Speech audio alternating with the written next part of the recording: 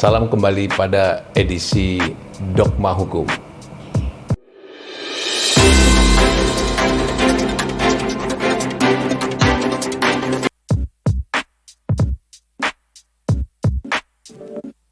Adanya Undang-Undang ITE ini sesungguhnya ada sesuatu hal yang baru yang undang-undang itu berfungsi untuk mengisi kekosongan hukum, yakni karena perkembangan yang begitu pesat di dalam teknologi informasi, ya, dan itu mau dan tidak mau akan masuk dalam dunia yang disebut di dalam dunia hukum dikenal dengan paradigma hukum yang digital atau hukum digital, ya. Jadi ketika masuk pada hukum digital ini, mau dan tidak mau hukum harus mengatur tentang hukum digital, dan kita pada saat itu belum punya.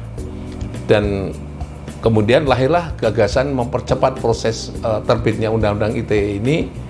Memang Undang-Undang ITE itu terkesannya itu adalah bukan basis dasar tentang namanya hukum digital, karena di situ sudah ITE, ya.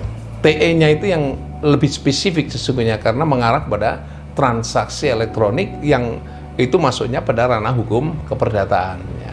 Nah, ini yang saya kira itu pada saat itu memang daruratnya seperti itu, ya. Akhirnya itulah yang direspon. Tapi sesungguhnya paling penting dalam konteks kehadiran Undang-Undang ITE itu yang harus ditekankan utamanya itu bahwa ini adalah embrio untuk menata sistem hukum yang merespon perkembangan teknologi di bidang informasi. Ya, itulah yang paling penting. Jadi saya terutama mengkajinya seperti itu, sehingga kita dibutuhkan nanti dalam revisi berikutnya itu kita dibutuhkan namanya hukum digital, ya. Nanti barulah kemudian cabang-cabang bidangnya atau sub bagian bidangnya, ada yang tadi transaksi elektronik itu keperdataannya, nanti ada yang bidang hukum administrasi negaranya dan sebagainya, yang nanti di bagian akhir ada namanya tindak pidana cyber, ya. Jadi atau tidak pidana cyber. Jadi akhirnya komplit. Nah, karena itu belum ditata perancangan pengembangan untuk hukum digital itu. Nah, sekarang sudah ada bagian di dalamnya yang juga memuat cukup banyak, ya. Salah satu di antaranya di situ dimuatlah namanya tindak pidana penghinaan, yang itu mengadopsi dari pasal 310 KUHP dan yang bisa diadopsi di dalamnya bentuk penghinaannya lainnya yang bisa masukkan di dalamnya, dan masuklah itu di dalam pasal 27 ayat 3 Undang-Undang ITE. Nah, menjadi masalah adalah ketika dimasukkan ke dalam Undang-Undang ITE, apakah sama itu tindak pidana penghinaan itu dengan tindak pidana penghinaan dalam KUHP, ya. Inilah perdebatan yang begitu serius dan yang sampai sekarang belum berakhir, dan saya sendiri pun juga masih tanda tanya pengembangan itu, ya. Karena apa? Karena apa yang ada ditulis di dalam KUHP pasal 310 itu tidak bisa semuanya diadopsi sama persis seperti pasal 310 dengan Undang-Undang ITE. Itulah yang menjadi masalah yang sekarang ini banyak pihak yang keberatan dan banyak mahasiswa, masyarakat yang semuanya keberatan karena ternyata juga di backup, didukung oleh praktek penegakan hukum yang itu semua sudah direspon oleh hakim seolah-olah membenarkan pengembangan tafsir.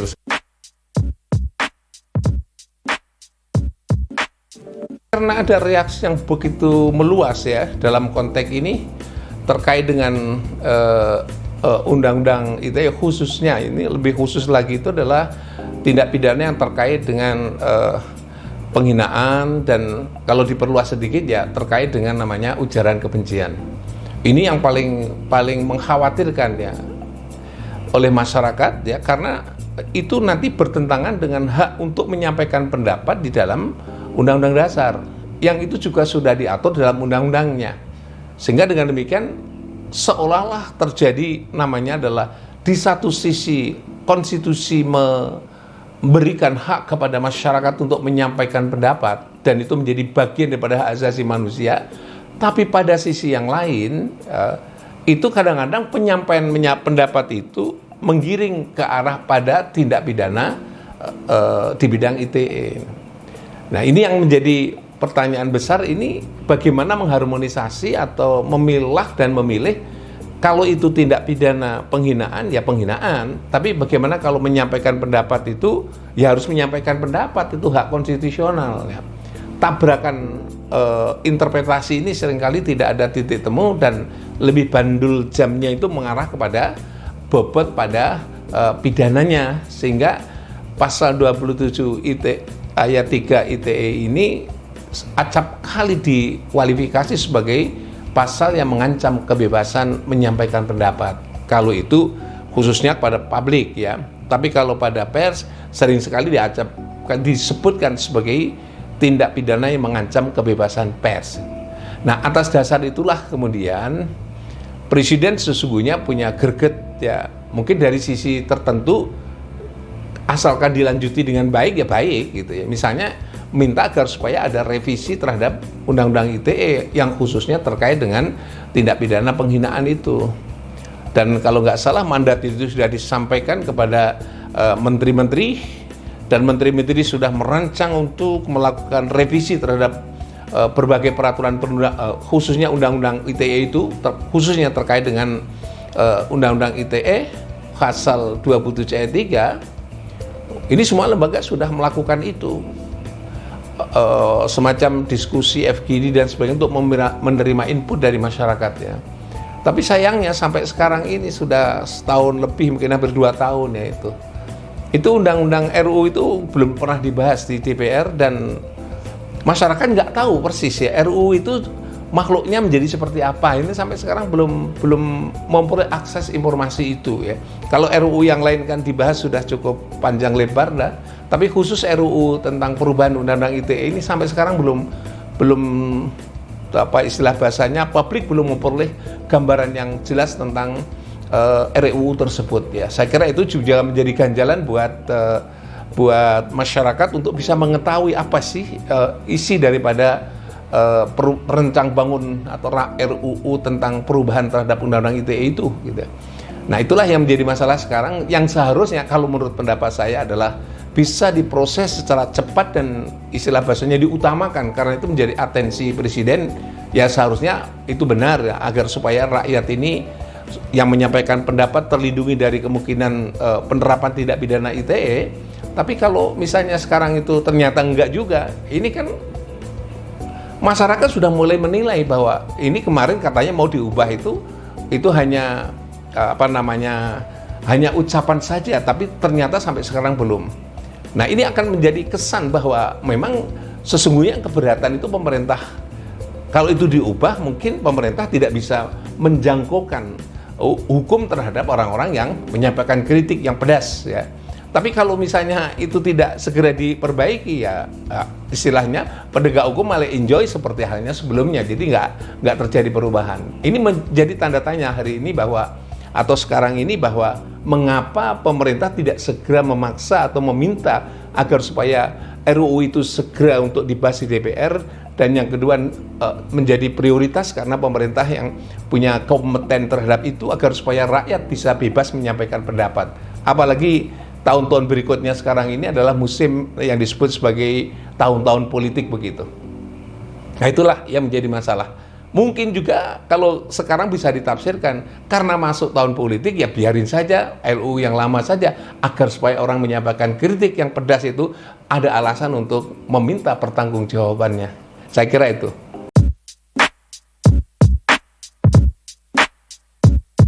Sinambungan ya, kalau belum ada perubahan menurut saya sulit untuk dikatakan sudah ada perubahan gitu ya. Kalau itu misalnya undang-undang itu dirubah, istilah bahasanya interpretasinya direstriksi, dipersempit begitu, ada kemungkinan itu akan mempengaruhi dalam praktek penegakan hukum dan sekaligus nanti akan mempertegas interpretasi menghina itu seperti apa. Tapi kalau itu tidak segera disahkan ya menurut saya tadi saya sampaikan bahwa itu berarti akan ada proses selanjut bahwa penggunaan Undang-Undang ITE khususnya pasal 27 ayat 3 itu akan berlanjut seperti hanya sebelumnya ya. Tafsir yang begitu luas yang itu nyerempet kepada kebebasan berpendapat dan menyampaikan pendapat, dan konsekuensinya apa ya? Konsekuensinya tidak ada perubahan sama sekali ya. Dan yang paling mengecewakan tentu saja pemerintah melalui presiden itu sendiri yang menyatakan bahwa ingin melakukan revisi itu, ternyata sampai ke bawah, sampai hari ini tidak pernah ada RUU yang disampaikan kepada publik tentang rancang bangun perubahan itu. Dan juga sampai sekarang tidak pernah ada informasi bahwa RUU itu sudah dibahas sampai di mana gitu. Ganjalannya apa dan seterusnya tidak ada. Nah, ini yang menurut pendapat saya bahwa rencana perubahan itu, istilah bahasa orang Jawanya, hanya lamis saja. Lamis itu artinya hanya omongan saja, tidak ada perbuatan yang serius untuk melakukan itu. Gitu. Nah, saya kira itu penting ya. Ini akan memasuki tahun politik ya sebentar lagi gitu. Dan sekarang gema politik sudah mulai panas lah, mesin politik sudah mulai panas. Ya, pada gilirannya seharusnya sekarang lah momen yang paling bagus untuk perdebatan-perdebatan itu tidak mengarah kepada tindakan-tindakan yang melanggar hukum dan sebagainya itu. Tetapi kalau misalnya segera untuk direvisi dan disahkan itu, menurut saya akan membatasi. Jadi kalau perdebatan sengit itu nggak usah pakailah dengan hukum pidana, tapi cukup aja dengan pakai kode etik ya. Jadi cukup aja nanti kalau ada perdebatan itu masuklah di dalam kode etiknya. Menurut saya adalah itu sebagai sesuatu yang sudah cukup ya. Jadi tidak perlu lagi menggunakan undang-undang ITE ya. Jadi kalau kritik juga nanti dengan undang-undang tafsir baru ITE itu, kritik itu ya kritik gitu. Jadi kritik, kalau kritik itu pada umumnya juga mengefek kepada penghinaan, ya, mengkritik memang menyerang kehormatan dan nama baik seseorang. Kalau itu yang dikritik pejabat dalam mengambil keputusan, ya pastilah dia secara umum akan kritik adalah hak konstitusional, berefek kepada ya citranya kepada pejabat yang dikritik itu. Tapi tujuannya bukan menghina ya di situ. Kalau tujuannya tidak menghina, berarti dia tidak bisa masuk di dalam ranah hukum pidana. Karena kalau penghinaan itu syaratnya di situ adalah tujuannya menghina atau kesengajaan untuk menghina. Kalau itu kesengajaannya mengkritik gitu, efeknya agak menyerang kehormatan nama baik seseorang. Tapi itu bukan tujuan ya. Nah, ini harus dibedakan bahwa yang seperti itu kritik berefek kepada terserangnya kehormatan dan nama baik pejabat itu tidak dapat dikualifikasi sebagai tindak pidana penghinaan. Jadi kalau nanti itu segera diundangkan, menurut saya itu lebih bagus untuk membatasi term yang seperti yang saya sampaikan tadi gitu.